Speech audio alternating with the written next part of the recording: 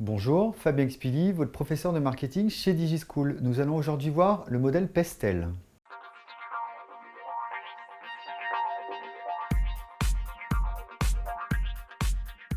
Comme vous avez pu le voir sur d'autres vidéos, le modèle Pestel va permettre d'analyser le macro-environnement. Donc en fait, c'est un outil qui permet de structurer l'analyse de son environnement au niveau du macro. Donc là, en fait, pour travailler un petit peu le macro-environnement, ce qui va être important, c'est d'être vraiment dans un état réflexif où vous allez devoir aller chercher de l'information, capturer de l'information, mais également l'analyser et la traiter. Donc par exemple, la recherche Internet aujourd'hui vous permet d'aller chercher de l'information sur l'environnement, mais le nécessaire aussi, ça va être d'aller chercher de l'information, par exemple, sur des références bibliographiques. Donc, en fait, c'est un outil qui va permettre d'évaluer les forces de l'environnement, qu'on appellera aussi les opportunités, qui peuvent influencer directement sur l'entreprise et sur votre chiffre d'affaires. Le modèle Pestel, ça va être un petit schéma qu'on va utiliser. Alors, on peut également l'appeler la méthode PEST, puisque cette première partie peut arriver directement ici. Donc, en fait, vous allez avoir tout ce qui est lié aux politiques. Donc, politique, vous allez identifier éventuellement s'il y a des politiques fiscales, des politiques sociales qui sont mises en place actuellement par le gouvernement. Donc c'est tout ce qui va être lié à l'État. Donc par exemple, lorsque vous avez un changement significatif dans un secteur d'activité, ou par exemple dans l'alimentaire, on vous demande la traçabilité, par exemple de la viande, donc du coup ça peut avoir un impact sur vous.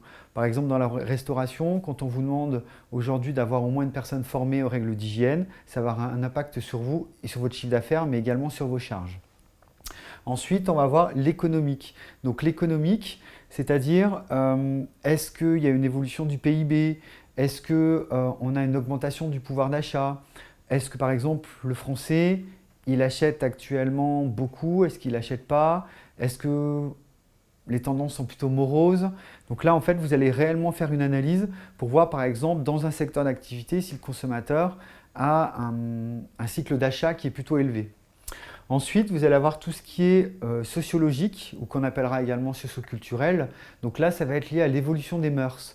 Par exemple, si jamais vous voulez acheter par exemple des nouveaux vêtements et que vous avez envie par exemple de vous habiller, d'avoir un nouveau style, eh ben, quel impact ça peut avoir sur les personnes qui tournent autour de vous, mais quel est l'impact également que ça peut avoir sur l'environnement dans son ensemble, parce qu'on sait aussi qu'il y a des plus ou moins des clichés qui peuvent arriver.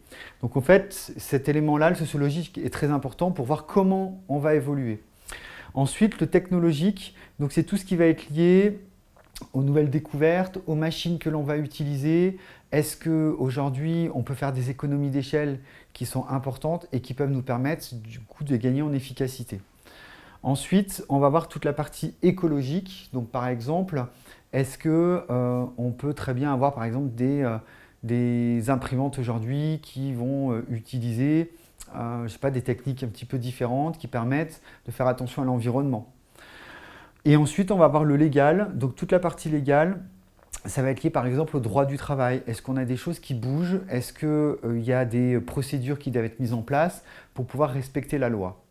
Donc en fait, cet environnement est très important à analyser puisque ça bouge régulièrement et comme on le sait, nul n'est censé ignorer la loi. Donc il faut faire attention à toujours être dans la norme pour ne pas être pénalisé et pour éviter du coup d'avoir des amendes de cet ordre-là par exemple. J'espère que cette vidéo vous aura été utile. N'hésitez pas à aller voir les autres sur ce même thème sur notre site internet et à télécharger les fiches de cours correspondantes. A bientôt chez DigiSchool.